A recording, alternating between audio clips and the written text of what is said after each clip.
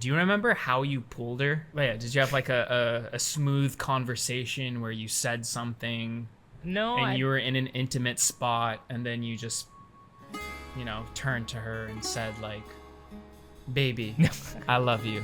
Let's get together. And then just went in for the kiss or something? No, I think I've always been more of a gesture guy. So I like either creating, that's why I like cooking for people, because it's a way to express, to express myself. I like writing postcards and things like that. You wrote postcards to her. Well, when we were in Russia, right? I like making mixtapes. We used to make like mixed CDs. I used to send her some What do you CDs. mean by that? What do you mean? What is that? A mixed CD? Shut the up. No, what is that? I don't Shut even. the up. What do you mean by mixed CD? So, okay, let me take you back then. In the 90s, we used to make mixed tapes. Cassette tapes? It's a CD. No, a cassette tape. Oh, like with the... Yeah, with the thread inside. Yeah, the thread. It looks like film, right? Okay. So we had to record something from the radio or record it from CDs. Bro, I did that when I was 5, 6, Yeah. no, 7 years old. I and remember then doing put that. together in a mixtape, and I used to do that quite a bit. So you record, aka you like pirate music on the radio, and then you compose it and put it together. Yes, that was before CDs. And then when CDs came out, you could record a CD track on a cassette recorder, and it makes mixtapes. After that, it was all CDs and MP3s. MP3s was just like a CD Napster was on- coming out yeah. and stuff like that. And so you would burn songs and tracks on a CD. That's how we used to store data.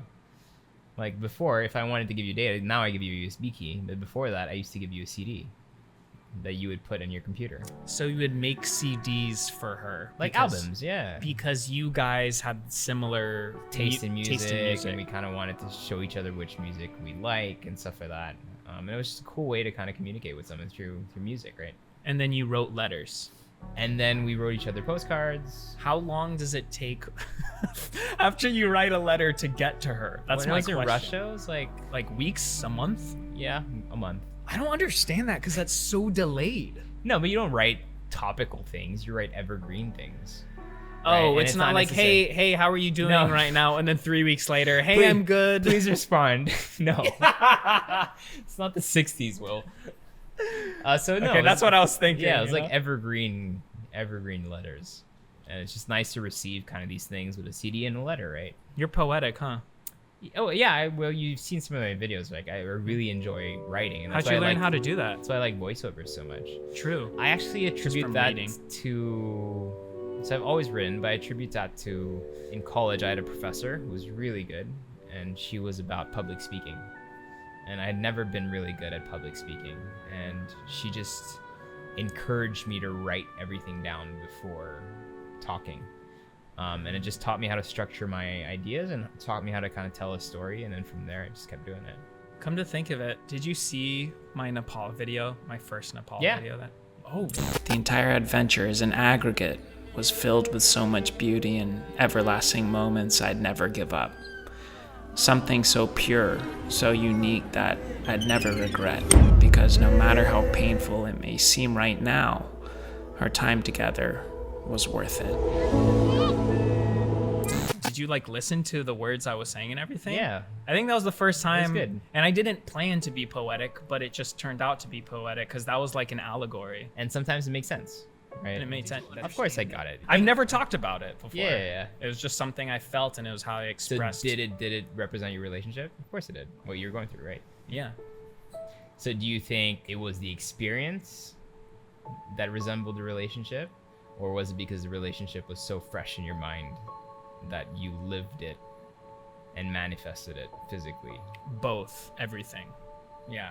That's where I was in my mind and in my heart. And no matter what content I created, there was going to be somehow a way to connect them. So it was telling two stories at once. And yeah, I was kind of fascinated after all of it that watching this video, it is explaining the literal story I was on, my journey in the mountains, while it was also talking about what I was going through and then exactly what my relationship was like. And it's extremely therapeutic. It is. And I don't know, that really helped me find clarity throughout all of this, going back to clarity, right? And that's why it helped me move on. The greatest poets was because they were trying to figure themselves out in terms of how to explain things in the world or how to explain emotions, and that's why they recourse to poetry, right? And that's why I like writing so much, because it does give you so much clarity, whether it's notes from a meeting or just writing down your thoughts. And that's why people always say, keep a diary. I don't keep a diary, but if I have a lot to process, I will write it down. Because it solidifies your thoughts once you can see them and once you think about them. Correct. And just write them down. And you don't lose your train of thought. So if you see something, it'll remind you of other things, right? Versus when you think something, sometimes that thought just disappears and gets lost.